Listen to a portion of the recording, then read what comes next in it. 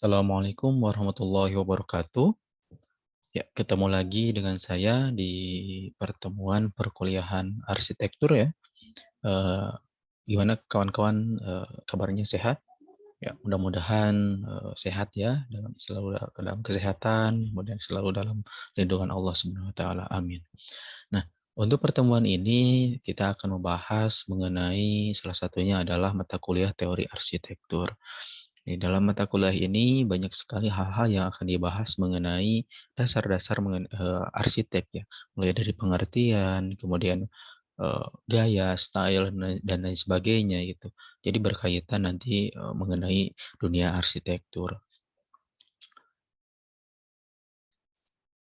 Nah, di dalam teori arsitek ini memang banyak sekali di mana dalam arsitek itu ada istilah namanya adalah teori arsitektur. Nah, teori arsitektur merupakan pemikiran atau pembicaraan dan terutama adalah penulisan hal-hal yang berhubungan dengan arsitektur. Jadi dalam artian bahwa teori merupakan bagaimana dasarnya seorang arsitek itu bisa mendesain, kemudian ada bisa membuat gaya, style, dan lain sebagainya gitu. Jadi ada dasarnya. Gitu. Dengan ada dasarnya ini, maka mereka bisa mengembangkan menjadi hal yang lebih berbeda lagi gitu. Kemudian teori arsitek seringkali disebut juga sebagai awal mula gitu, awal mula pemikiran dari seorang arsitek. Kemudian di dalam teori arsitek ini memang banyak sekali pemahaman gitu menurut para ahli. Gitu. Mulai dari teori arsitektur meliputi tentang lebar prinsip-prinsip dan konsep-konsep yang mendasari praktik-praktik arsitektur, mulai dari teori fundamental dan proporsi, kemudian banyak sekali lah yang berkaitan mengenai teori arsitektur. Kemudian di dalam teori arsitek juga terdapat bagaimana kita mendesain ataupun apa yang menjadi acuan desain. Salah satunya adalah dalam perancangan arsitektur, hal utama salah satunya adalah tapak dan perancangan. Mungkin teman-teman pasti tahu tapak itu apa. Tapak itu merupakan site atau lokasi kawasan.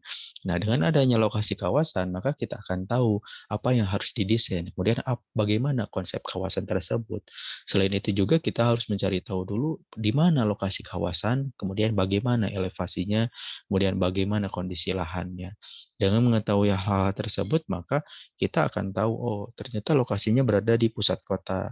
Lokasinya, elevasinya sangat curam. Berarti desain seperti apa yang akan kita tuangkan atau desain apa yang akan kita konsepkan. Beda lagi dengan lokasi yang berada di pedesaan ataupun di pinggiran kota. Sehingga ada hal-hal yang harus kita dasari. Pertama adalah dari teori ini. Gitu. Jadi dari dasar tersebut, maka kita akan membuat suatu perancangan atau membuat suatu konsep. Nah, selain dari konteks tapak, ada juga rancangan ya. Di sini ada tapak, di mana di dalam tapak itu ada tapak. Di sini ada urban atau perkotaan, kemudian ada suburban atau pinggiran kota, ada rural atau perdesaan ya. Nah, di dalam tapak ini juga ada istilahnya KDB, KLB, GSB, itu merupakan peraturan yang harus kita terapkan. Mungkin ke depannya kita akan membahas hal-hal seperti ini. Contohnya adalah KDB, koefisien dasar bangunan, jadi bangunan itu harus dibangun selebar apa. Kemudian selain tapak ini ada bangunan ataupun rancangan ya.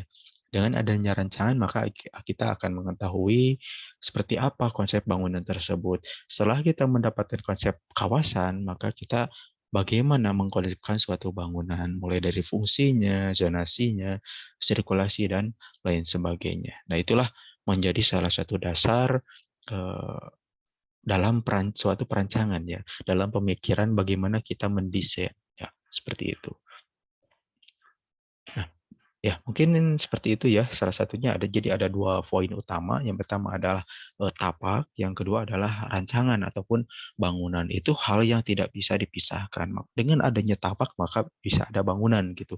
Dengan adanya bangunan pasti membutuhkan lokasi ataupun tapak. Nah, sekian dari saya. Mohon maaf apabila ada kesalahan ataupun kekurangan. Sampai ketemu lagi di pertemuan selanjutnya dan mudah-mudahan teman-teman selalu dalam kesehatan. Terima kasih. Assalamualaikum warahmatullahi wabarakatuh.